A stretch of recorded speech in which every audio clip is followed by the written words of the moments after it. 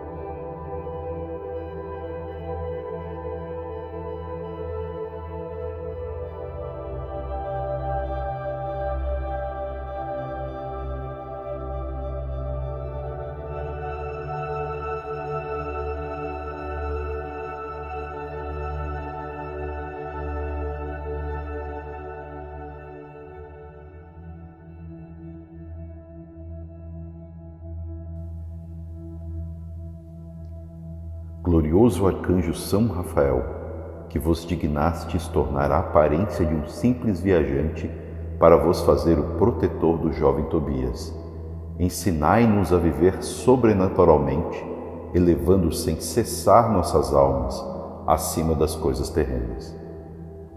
Vinde em nosso socorro no momento das tentações e ajudai-nos a afastar de nossas almas e de nossos trabalhos todas as influências do inferno.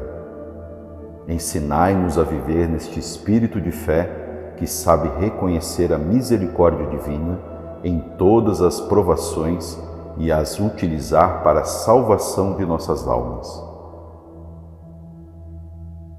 Obtende-nos a graça de uma inteira conformidade à vontade divina, seja que ela nos conceda a cura dos nossos males ou que recuse o que lhe pedimos.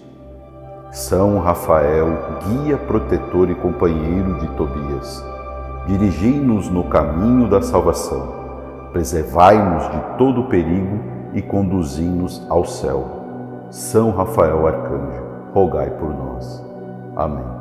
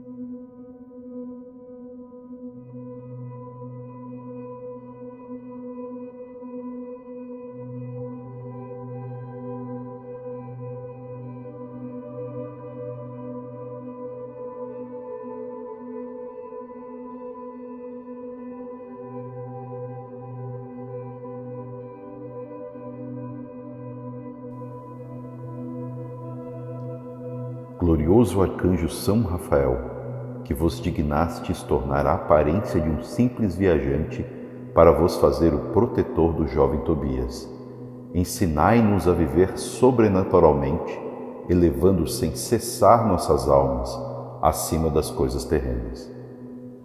Vinde em nosso socorro no momento das tentações e ajudai-nos a afastar de nossas almas e de nossos trabalhos todas as influências do inferno.